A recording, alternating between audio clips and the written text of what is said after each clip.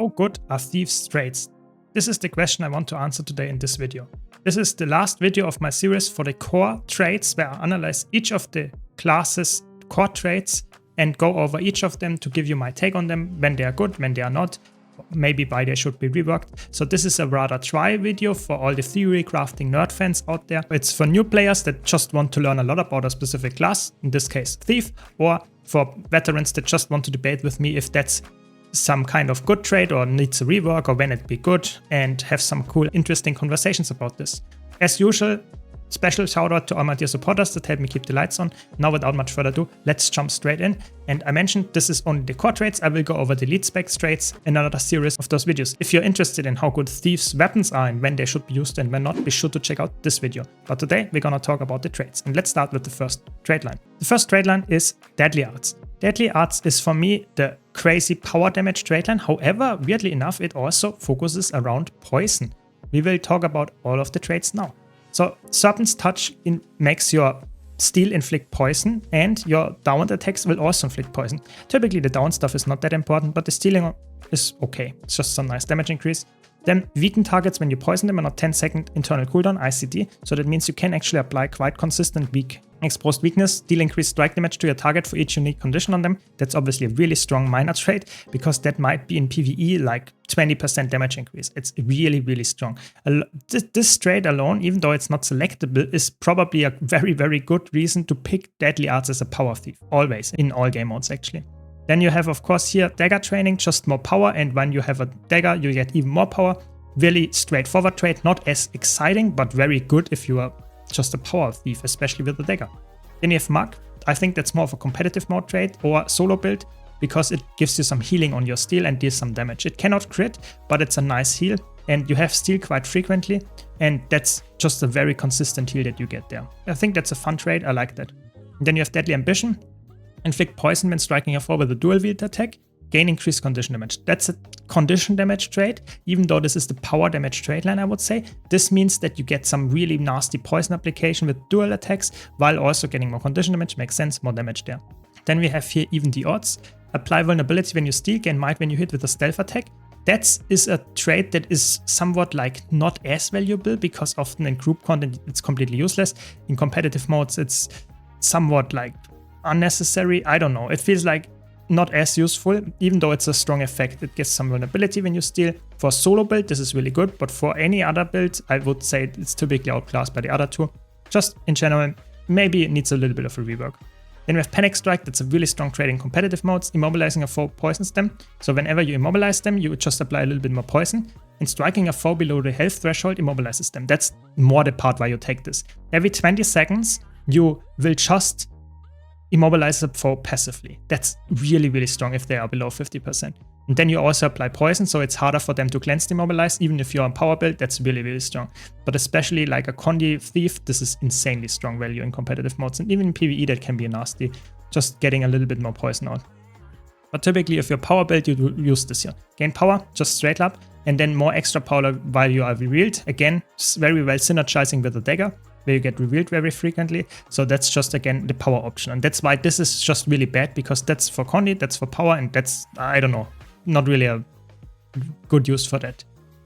Then we have Potent Poison. Again, very, very strong trait if you're playing a Condi Thief, specifically a Poison Thief, because you get more damage from poison, it lasts longer, and you apply another stack of poison with all the Deadly Art traits. It's really, really strong. What can I say? Quite like straightforward. Poison, best choice here. Then you have Improvisation, one of the most interesting and fun traits, I would say, on Thief. Use your stolen skills twice. So you can just steal, and then you have two, so to say, ammunition charges of your stolen skill. Really, really fun. Just alone of that, because sometimes you have really strong stolen skills, sometimes they're not as good. Depends a bit on the game mode or on the encounter. But in general, I think that's quite fun. And then reduce the cooldown of all equipped utility skills when you steal. This is really weird, because the cooldown effect will only trigger if all utility slots are filled and if at least one of your active utility skills is on cooldown. It does not affect inactive sequence skills. So it's really unique, because it recharges by 25% every 15 seconds. That can be really nasty if you have like all utility skills on cooldown and recharge them by 25%. It's really strong. And I think on top of that you have the stolen skills twice. I think that's a really fun trait. Really interactive, not always a good choice in all game modes, but I think fun, really good design. And then you have Executioner, very boring trait, but really strong trait. If the enemy is below 50% health, you just deal 20% more damage. It's insane in terms of like raw damage output for Power Thief. Always take that one, of course. Next up, we have Trickery. Trickery is a trait line that is somewhat like unique because it gives you a lot of different things. So stealing gives you initiative. That's quite strong. Just on any thief build that you want, typically more initiative. Therefore, stealing is good. Then increased maximum initiative by 3, gain increased expertise. The expertise is nice for Conny build, but the initiative increase is insane. So it's really good. It makes you spam your skills more often. Already really worthwhile taking. And then you have Lead Attack. Increase all damage dealt per initiative spent, so that's quite nice, just more damage. And Steal gains reduced recharge time. Again, very nice synergy with, of course, Stealing gives you initiative and all other Steal traits, just shorter cooldown of Steal is really strong, and then just more damage is also good. Really, really nice. Maximum damage increase is 15% here, so it's a really big damage increase just from the minor trait here. Then you'd have Uncatchable, leave lesser health drops behind when you dodge. I don't know, not the best one. It's a fun idea, so just altering a dodge to be a little bit more damage. And a Conny build, definitely worth taking, but I think it's not in competitive modes, typically not the one that you take. Then you have use lesser health when attacking a throw from behind or from the side, or when they are defiant. That's like a very, very bad trait, like very bad. You never take this because it has a 60-second internal cooldown. It's horrible. It's really, really bad. You would never, ever take this. Definitely reads a rework. And then you have Thrill of the Crime. That's a trait that you always take in competitive modes, like always, because it gives you Fury, Might, and Swiftness for you and your allies when you steal. It's just so good. You would always take this because it's just so a unique, like, way for Thief to get some wounds. Otherwise, it's quite hard if you're not a Spectre. So it's really, really strong here. Then you always take Bountiful Theft in competitive mode. Stealing grants you and nearby allies vigor. Again, more boons. And you rip boons from your target and grant them to nearby allies. It's really strong. 3 boons that you steal and provide to allies. Competitive mode's a must. Even in PvE, that's really, really strong. Just dealing with boons and also giving some vigor. It's really, really good. Like, really nice. Then you have Tricks, remove conditions. Sadly, Tricks are not the best utility skills, so it's, I would say, not a very good trait, but it's quite straightforward. So if you play a lot of Tricks, I guess you could take it, but it's very, very niche. And you have Pressure Striking, enemies you interrupt are inflicted with Torment. I really like those traits because that's very interesting that you think about interrupting and apply Torment and stuff. It's only in competitive modes. You would never take it in PvE if you don't have like insane amount of CC output, because this trait also procs against Defiance bars every 3 seconds if you CC them. So it can be a nice damage increase, but typically, I don't know, you would typically not take Trickery if you want to play a Condi Thief. I don't know. I think it's a good trait. Don't get me wrong, I think a lot of Condi builds can make use out of it, but it's not always the best trait line for that. Then you have Quick Pockets, gain initiative on swapping weapons while in combat. That's really fun. That just means that every 8 seconds you could get 3 more initiative if you swap weapons of cooldowns with the weapon recharge reduction. I don't know. I feel like that's very, very interesting trait. Not always the best choice, but good. Then you have Sleight of Hand, always a very, very strong choice in competitive mode. Stealing also dazes the target, reduces the recharge of Steal. Again, makes Steal very easy to use all the time. This is already recharge reduced, then this one on top. And then you can also interrupt enemies with it. And you can also go through stability with Bountiful Theft. It's the best combo in the game. So definitely really strong. You would always take that in competitive modes. Even in PvE, it has a usage. And then you have Deadly Ambush. That's when you just want to be a Condi Thief. Then you would take this. Stealing also applies Bleeding. Bleeding, you inflict these more damage, just more damage. It's really clear, straightforward, and you get a lot of damage from this if you play a Condi Thief. Makes sense. Overall, Trickery, really, really strong trait line. Before I go to the next trait line, I want to mention, if you like this video, be sure to leave a like, and if you want to see more content like this, don't forget to subscribe. But now, let's talk about the next trait line, which is Shadow Arts. Shadow Arts is obviously somewhat defensive trait line, also supportive.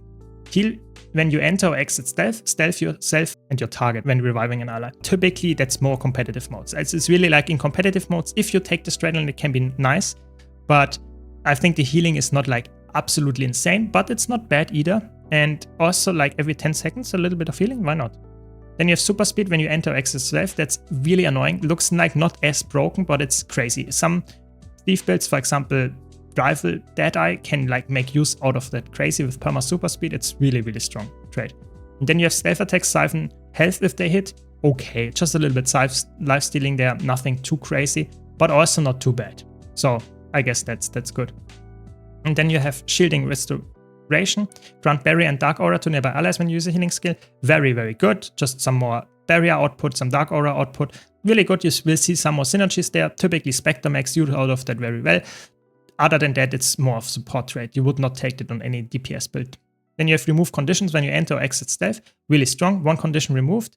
Only the damaging conditions. So it's really nice. And this effect also applies to stealth you grant to allies. So that's actually quite funny. So you can actually heal them and you can also remove conditions from them if you apply stealth to them, which you can quite often. I would say it's not necessarily always the best choice, but if you really need Condy Cleanse, I guess that's it. Then Stealing inflicts blindness, stealth attacks inflict weakness. That's a more aggressive option. It's very gimmicky to make use out of that, but in general, I think the Steal inflict blind, that's quite good, but stealth attacks inflict weakness is not always like, you cannot make that proactive all the time, but I think it's a decent trait. Then we have Shadow Savior, again, very supportive trait. I think that's quite good. Gain Dark Aura when you steal, granting yourself Dark Aura heals nearby allies. So when you take those two traits, you have 2 access to Dark Aura already, plus any combo finishers. And every time you get this, you get some healing there. I think that's quite nice. It's definitely a support trait, but a nice idea. Then you have Leeching Venoms. Venom utility skills siphon life from stuck foes. Also gain stacks of Spider Venom when you enter or exit stealth. Just a lot of Venom synergies. I think really fun. Venoms are interesting utility skills, and I think leeching them and also sharing the Spider Venom is a cool thing. I think it's very specific, very niche, but if you have this specific niche with the Venoms, I guess it's a good trait. And then you have Cloaked in Shadow, gaining stealth blinds nearby foes, blinding a foe siphons health from them. Again, you see the synergy between those two traits together, but it's very niche. It's very niche. You would not always take that, because typically you take that Traitline if you want to support your allies, and if you take those two traits, you have almost no support. I don't know, it feels really weird. So it's a fun concept, but it's somewhat weird. You can do this with Pistol 5. You can actually have a nice blinding field there, for example, but in general, I'm not the biggest fan of this. And then you have Cover of Shadow. When you steal, create a field around yourself that grants allies protection. Granting Dark Aura to yourself removes a condition from nearby allies. So again, you see the synergy here, those 3 traits together. Dark Auras, protection, Condy Cleanse, healing. It's really strong. Barrier. A lot of stuff together. I think it makes a lot of sense. It's a nice support thief and a cool trait in that regard. Then you have Shadow's Regeneration. Gain initiative when you enter or exit stealth. Again, very nice synergy with, for example, the Meld in Shadows traits here. So whenever you enter and exit stealth, you get some nice initiative and get maybe super speed here. Really nice. Just very dull trait, but very strong trait. And then you have Rending Shade. That's a trait that is very annoying in competitive modes. Steal boons from enemies you strike with a stealth attack. Striking a boonless foe with a stealth attack inflicts fear on nearby foes. It's really nasty if you can make that work, but I think that's a trait that is very weird to interact with, especially in PvE. You would typically don't use that, just if you need a lot of boon removal, but I don't know, it feels in a weird spot. I think this is a fun idea of a trait, very annoying to counterplay, but in general, interesting concept. So, to the next one, Critical Strikes. Critical Strikes is what you have thought about critting, so a lot of power damage, precision-based stuff. So you get more crit chance, and it is further increased while your health is above the threshold. Really nice, really easy to crit cap with this Traitline. Then Unrelenting Strikes, grant Fury to yourself and nearby allies when you critically strike an enemy. So you have 50% Fury uptime if you have no boon duration here for your allies. Really good, just helping out your supports. And then gain increased critical strike damage against foes whose health is above the health threshold, just 10% more damage if they're above 50% health. So just more damage, really nice. Because if you take this Traitline, you will be a DPS build. You have no support then.